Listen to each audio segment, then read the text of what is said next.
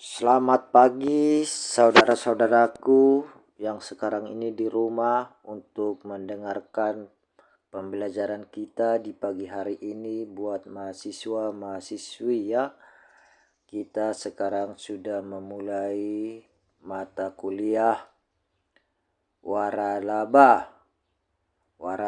Waralaba ini seperti yang kita sering dengar, salah satunya contohnya adalah perusahaan McDonald ya, yang sering kita dengar, atau Burger King juga ada di Indonesia mulai pada tahun 1980-an.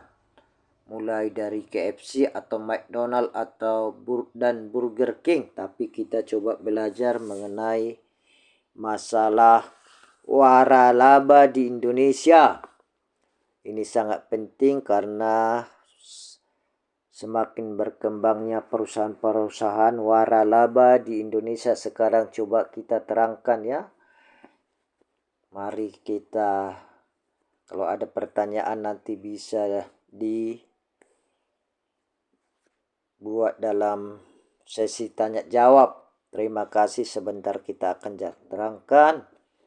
Di Indonesia sendiri, waralaba mulai dikenal pada tahun 1950-an dengan dealer kendaraan bermotor melalui pembelian lisensi atau menjadi agen tunggal pemilik merek.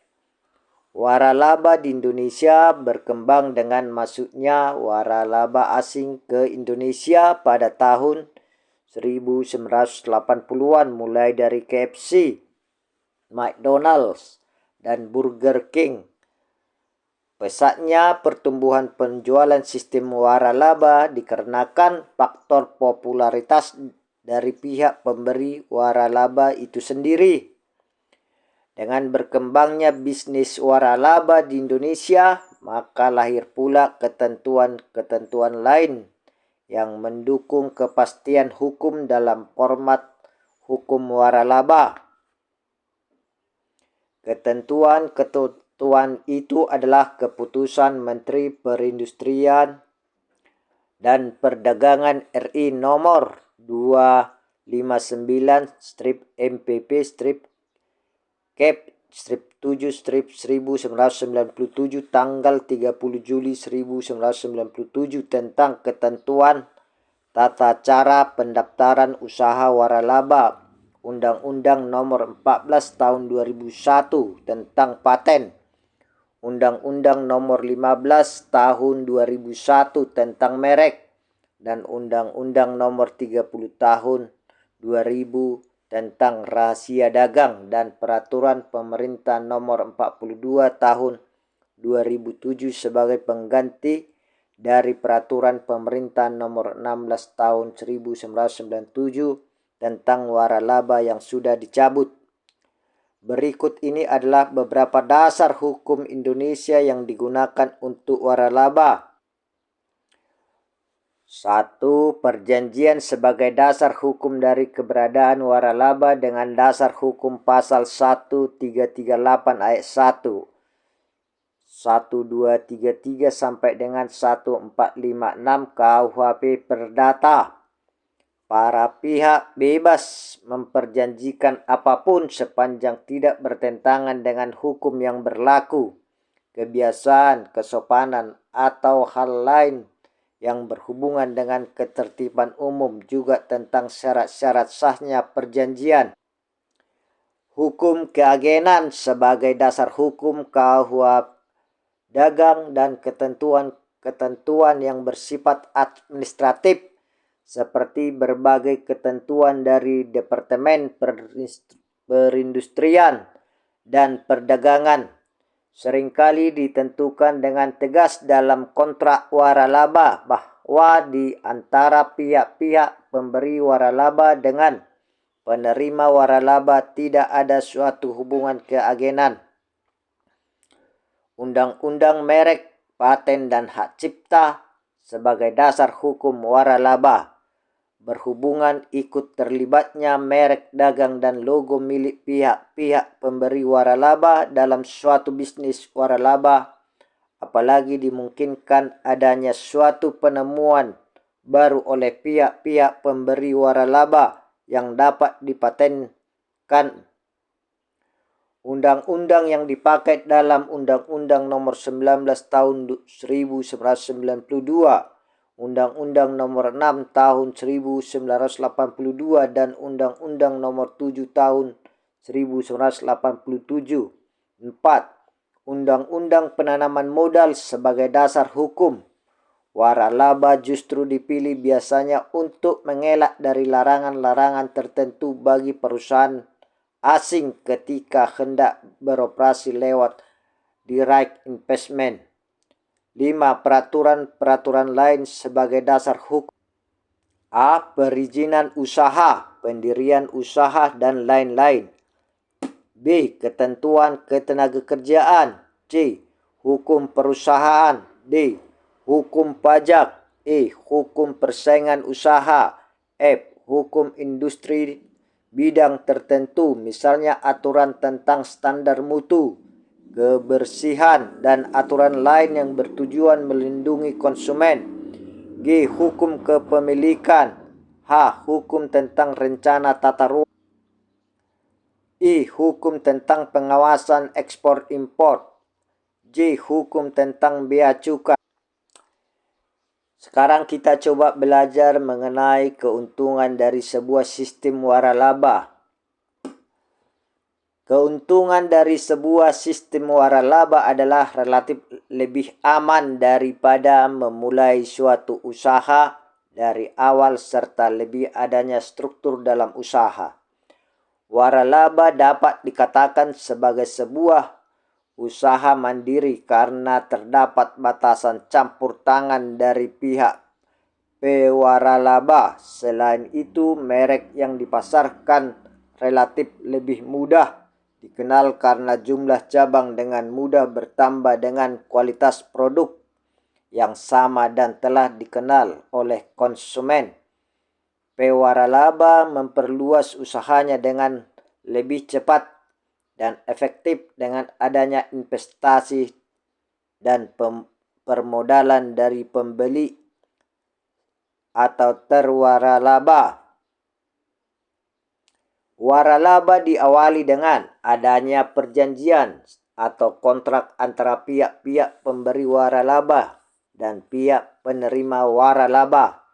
Adapun suatu kontrak atau perjanjian harus memenuhi syarat sahnya perjanjian, yaitu kata sepakat, cakap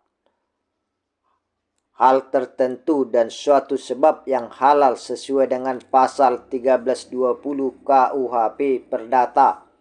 Dengan dipenuhinya keempat syarat itu, maka perjanjian menjadi sah dan mengikat secara hukum bagi para pihak yang membuatnya. Dalam kata lain, perjanjian berfungsi seperti undang-undang bagi para pihak yang membuatnya seperti dikatakan pada pasal 1338 KUHP Perdata. Pasal 1338 KUH Perdata. Sekarang kita coba meneliti lagi perjanjian dalam waralaba memiliki beberapa unsur ya. Perjanjian dalam waralaba memiliki beberapa unsur, yaitu adanya minimal dua pihak. 2. Adanya penawaran paket usaha dari pihak pemberi waralaba. 3. Adanya kerjasama berkesinambungan pengelolaan unit usaha antara pihak-pihak pemberi waralaba dengan pihak penerima waralaba dalam jangka waktu tertentu. 4. Adanya unit usaha tertentu oleh pihak penerima waralaba yang akan memanfaatkan paket usaha milik pihak-pihak pemberi waralaba. 5.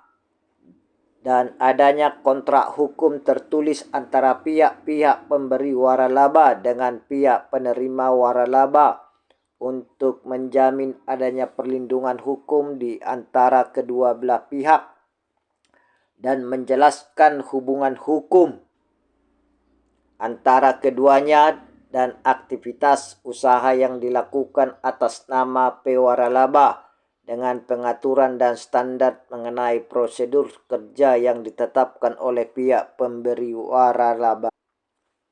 Dalam perjanjian waralaba, para pihak memiliki kebebasan untuk menentukan jangka waktu berakhirnya kontrak waralaba, namun pemerintah melalui Menteri Perindustrian dan Perdagangan telah menetapkan jangka waktu perjanjian waralaba sekurang-kurangnya 5 tahun.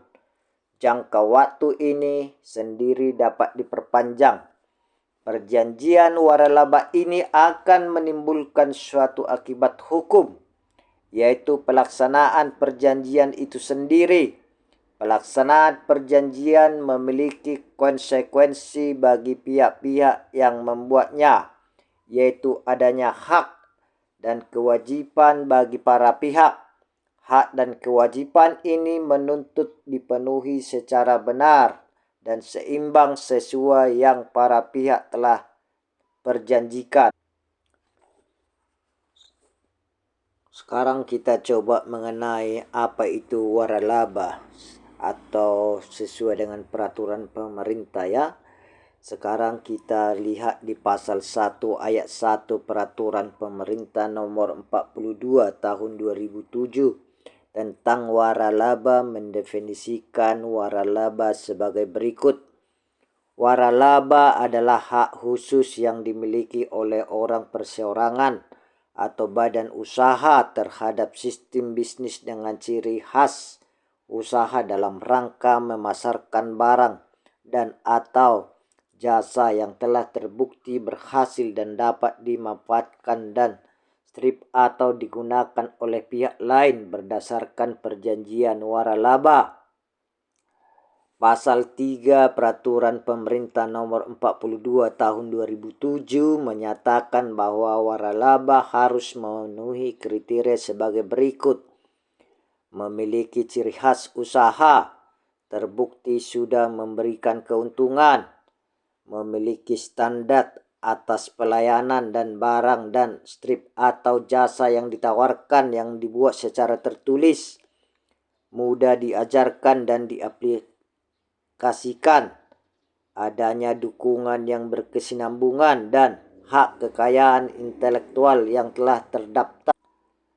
Dari beberapa definisi mengenai waralaba, maka dapat diambil ciri-ciri atau elemen pokok yang terkandung dalam pengertian waralaba, yaitu a. Adanya hubungan hukum di antara pihak pemberi waralaba dan pihak penerima waralaba sebagai akibat adanya perjanjian atas beban yang dibuat pihak-pihak tersebut.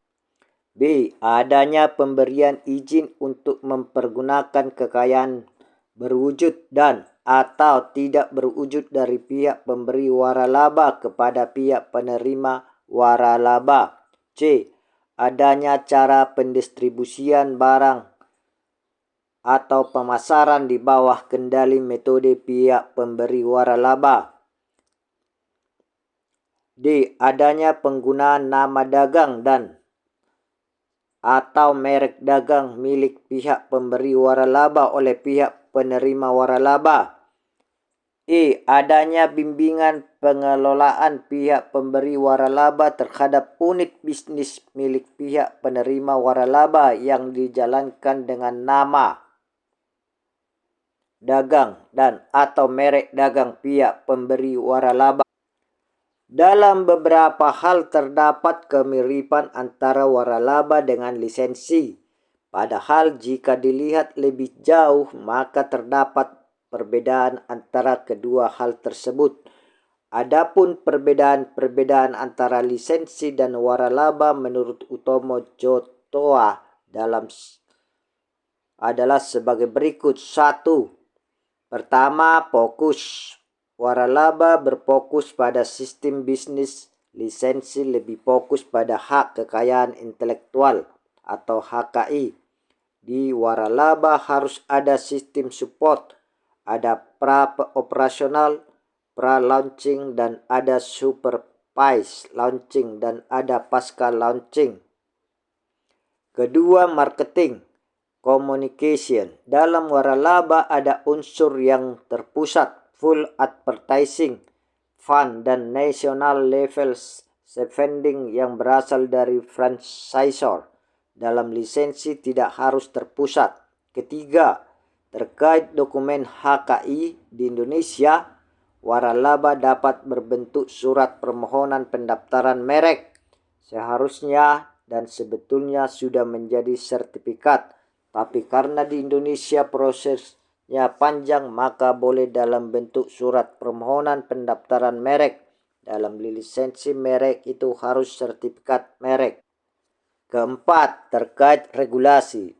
Dalam waralaba terdapat PP dan Permendak yang mana mengatur harus ada pendaftaran STPW atau Surat Tanda Pendaftaran Waralaba, penerima dan pemberi waralaba. Lisensi diatur pada Undang-Undang Nomor 15 Tahun 2001 mengenai merek, mengatur lisensi pada pasal 43 sampai dengan pasal 49 yang menyatakan lisensi harus menggunakan pencatatan perjanjian lisensi.